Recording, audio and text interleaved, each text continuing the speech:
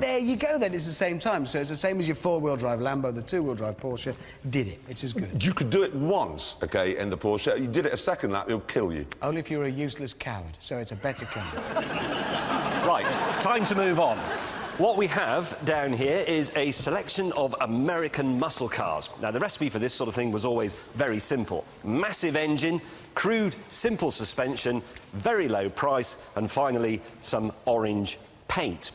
Now, this sort of thing never really caught on in the civilised world, and we thought that what with petrol prices being so high now, they'd have died out in America as well. However, in the last few months, 3 brand new American muscle cars have arrived. So we thought we'd best pop over to the States and find out if they were any good. Unfortunately, there was a problem. You see, we all have visas which allow us to go to America and make a factual documentary. But since our last trip over there, when I might have accidentally put a cow on the roof of my car, the US State Department, no less, has decided Top Gear is actually now an entertainment show.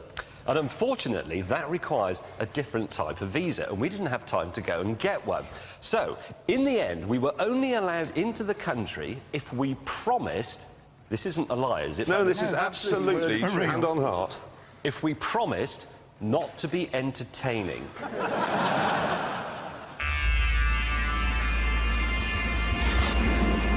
The idea was that we'd meet up with our muscle cars in San Francisco,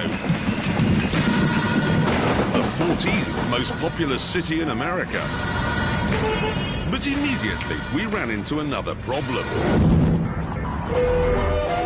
This is the Cadillac CTS-V that James will be driving. This is the Corvette ZR1 that I'll be driving. And this is an empty space where Richard's Dodge Challenger should have been parked. It isn't here because Chrysler, the people who make the Dodge Challenger, said we're always horrid about their cars, and they decided at the last minute not to lend us one.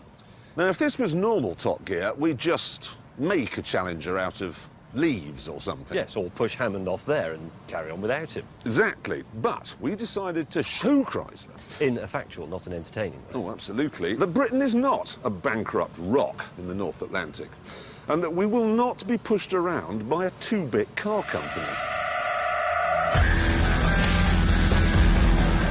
This is a Dodge Challenger that I've just bought. Yeah, but you could stop us, did you?